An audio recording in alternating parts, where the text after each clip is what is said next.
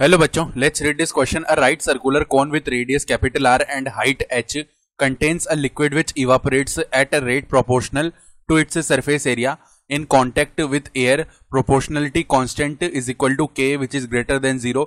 Find the time after which the cone is empty. तो हमें वो टाइम बताना है जिसके बाद जो कौन है वो एम्प्टी हो जाएगा. स्टार्ट कर लेते हैं हमारे की कॉन्सेप्ट से.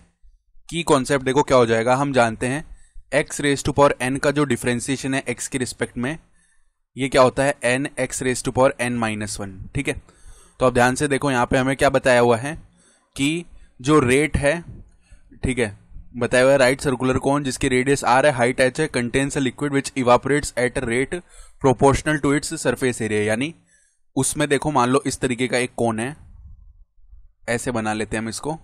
ये मान लो बेस है और इस तरीके का हमारे पास में एक कोन है. ठीक है, तो अगर ये इस तरीके का कोन है तो इसकी रेडियस हमें बताई हुई है कैपिटल R है, ये कैपिटल R हो गई. इसकी हाइट हमें बताई हुई है कैपिटल H है, तो ये कैपिटल H हो गई. ठीक है, अब किसी पॉइंट पे मान लो इसमें हमें क्या इवापोरेट हो रहा है, लिक्विड इवापोरेट हो रहा है.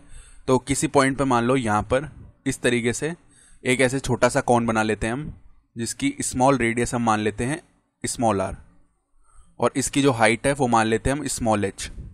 तो किसी पॉइंट पे मान लो ये इतना भरा हुआ है और धीरे धीरे ऐसे इवापोरेट हो रहा है. ठीक है, और यहाँ पे अगर हम एक वर्टिकल ऐसे ड्रॉ करें, इस एंगल को हम बोल लेते हैं हमारा थीटा एंगल. ठीक है, एक पॉइंट पे थीटा एंगल हो चुका है. समझ में आ गई ये बात. तो अब ध्यान से देखो, हमें बताया हुआ है कि rate at which it is evaporating is proportional to its surface area.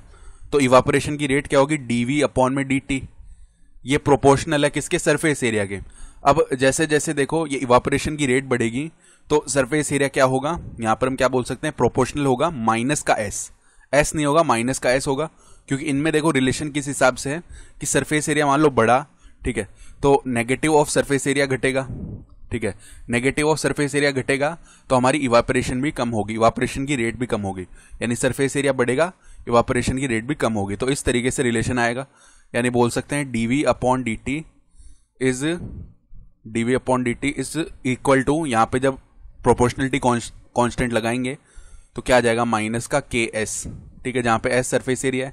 अब v का वैल्यू क्या होता है, देखो हम जानते हैं v का वैल्यू कौन के लिए लिख सकते हैं, 1/3 पाई r स्क्वायर h, पाई r स्क्वायर h ऐसे लिख सकते हैं. और ये हमने किसी पॉइंट पे लिखा है, यानी कि जब ये इतना भरा हुआ है स्मॉल r रेडियस तक. ठीक है, फिर हम इसका इंटीग्रेशन कर देंगे.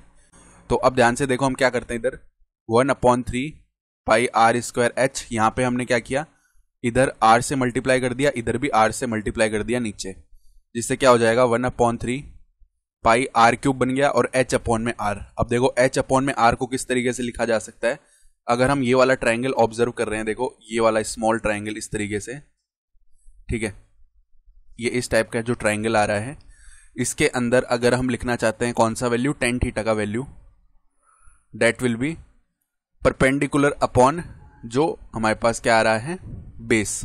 ठीक है, तो परपेंडिकुलर तो r आ रहा है, अपॉन में बेस आ रहा है h. ये बात समझ में आ गई. ठीक है, तो ये अगर इसका वैल्यू है तो h अपॉन r क्या हो जाएगा, कॉट थीटा हो जाएगा ना. h upon r will be equal to cot theta.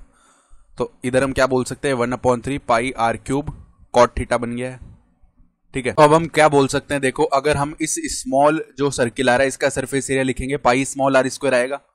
तो dv अपॉन dt हम कर देते हैं किसके equal, dv upon dt will be minus k pi small r square. अब dv अपॉन dt भी निकाल लेते हैं, d अपॉन dt, और v का वैल्यू देखो इतने से के लिए क्या आया है, 1/3 pi r cube cot theta, ये आया है.